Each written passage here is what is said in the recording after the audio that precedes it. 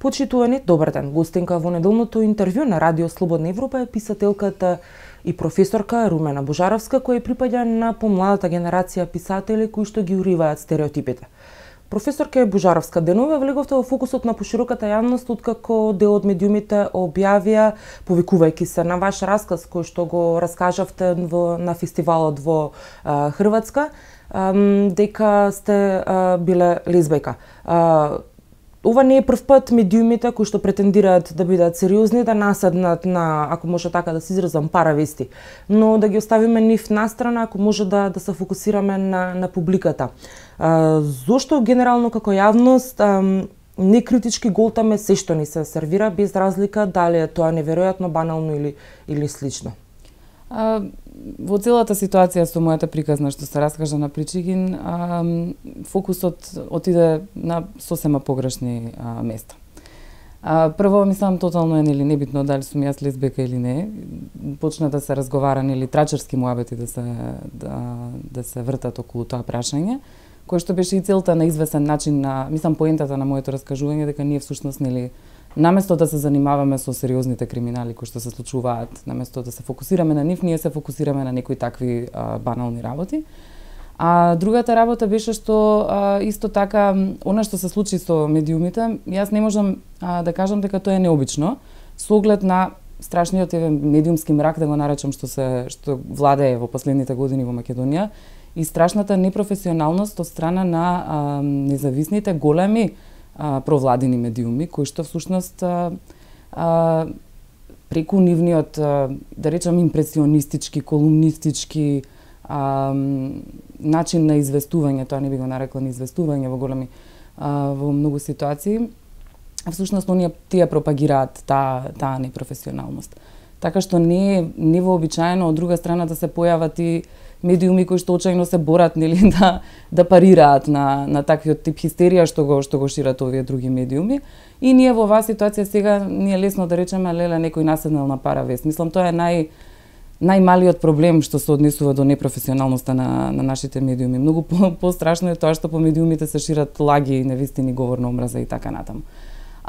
Оттаму нели произлегува и тоа што јавноста наседнува на вакви работи токму поради тоа што веќе со години нели се тие јавноста е на известен начин мора да ги голта тие работи што медиумите ги сервираат со различни начини, не знам, преку пропагандни ТВ програми, реклами и така натаму. Значи се работи за едно такво упорно, но споро, да речеме, перење на мозокот. Тоа е една работа зашто луѓето лесно наседнуваат на вакви работи. Друга работа е што се уморни, ми се чини, од сево ова што се случува, па многу сакаат вакви некои навидум лефтерни приказни. А третата работа се разбира тоа што се работи за култура каде што многу површно се чита. Всушност, читањето на известна вест или слушањето на известна приказна е навистина површинска. Да поверувате во нешто, да не можете да ги видите фиктивните елементи, укажува на тоа дека сте политички неписмен во оваа ситуација, исто така дека баш и не знаете како да читате текст. Тоа мене најмногу ме вознемирува во оваа ситуација. Неодамна во една прилика рековте дека си патиме од усул, ама и од немање традиција на критика, на бунт кон медиокритетите, невкусот и кичот. Како да излезем условно кажано од ваквата ситуација? Прво мислам дека ова што зборувавме, медиумите мора да бидат слободни за да се развие критичката мисла, што не е случај кај нас.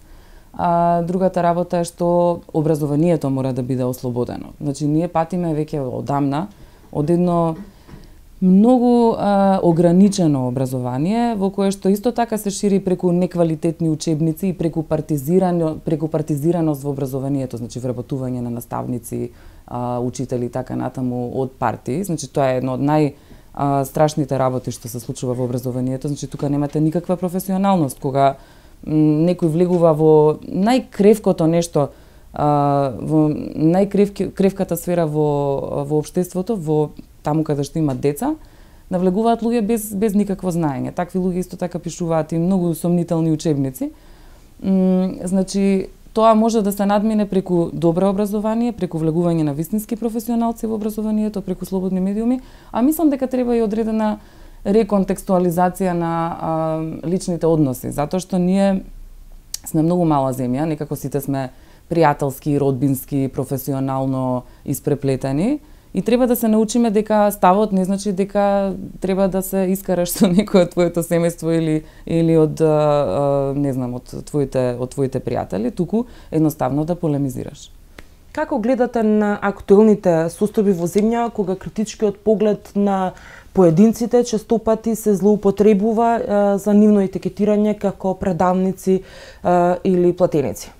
Тоа е екстремно алармантна состојба. Тоа е еден многу добро осмислен начин да се замолчи човекот, тоест групата и така натаму, која што нема исто мислење со оној што владее.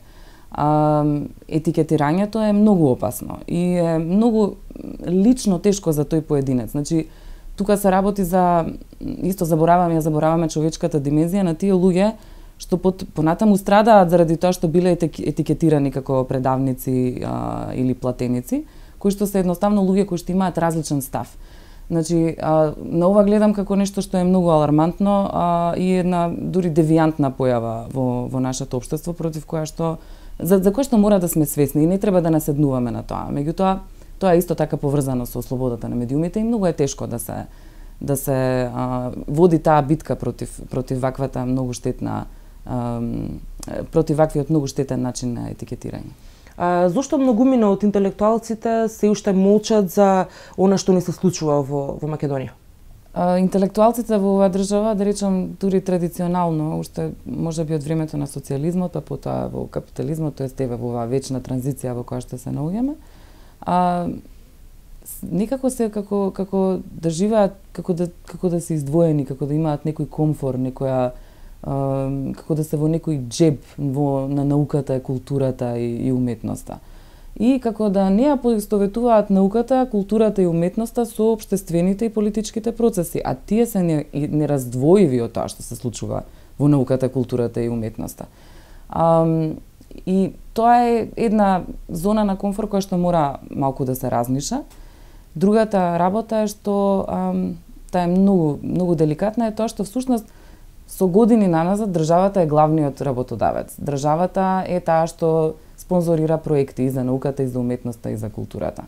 Тие интелектуалци кои што се занимаваат со тоа, всушност работат со тие проекти. И на известен начин, поради тоа што е партизирано општеството, тоест државата е партизирана, излегува дека интелектуалците или тие што работат со таков тип, тие се интелектуалците, таков тип на проекти, како со своји пари да се купени.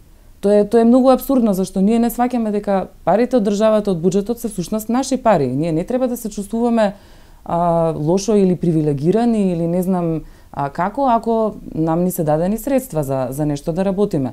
И сето дека тие не замолчат, не кажат нешто во однос на квалитетот на сите тие проекти кои што се работат и квалитетот на генерално на општеството и она што се случува, тој магичен круг ќе продолжи да се повторува. Значи во моментот кога интелектуалците малце појасно, погласно ќе почнат да го критикуваат системот, може и да излеземе од овој вртлок. Дали граѓаните имаат моќ да променат нешто? Мислам дека имаат и дека полека стануваат свесни дека имаат моќ. До сега мислам дека баш и не беа свесни. Гледаме според зачестениот број на протести што веќе од минатата година до сега се појавува во Македонија, дека да, граѓаните навистина веруваат дека можат нешто да сменат. Тоа не се партиски протести, тоа се апсолутно граѓански протести. И покрај тоа што во владини и провладини медиуми се гледа да се оцрнат луѓето, да се етикетираат луѓето што одат на тие протести, не. Тоа се луѓе кои што имаат став и имаат идеал. Тоа се гледа по многобројните пленуми, на пример, што се појавија во последно време, и исто така многу граѓански иницијативи. Така што да, луѓето треба да станат свесни дека можат да ги променат работите. Еве сега со овој законот за хонорарци кој што е навистина бизарен, еве луѓе се потпишуваат за тоа, зборуваат се повеќе и повеќе, се информираат за сопствените права. Меѓутоа и тука нели гледаме одредена срамежливост. Луѓе кои што се против законот тврдат дека е многу штетен, не сакаат додат во ПИОМ секој месец или секоја недела. Не сакаат да бидат на таков начин дискриминирани како што прави овој закон, но во момент кога ќе треба да се потпишат, решаваат да не се потпишат. Зошто? Тоа се гледа дека има одредена параноја меѓу граѓаните, недоверба и така натаму. Значи за тоа треба извесно време да помине, да се навикнат луѓето на тоа за да почнат да размислуваат и со своја глава и без страв. Ви благодарам за разговорот. И јас ви благодарам. Вам почитувани ви благодарам што го следевте неделното интервју на Радио Слободна Европа. Пријатно.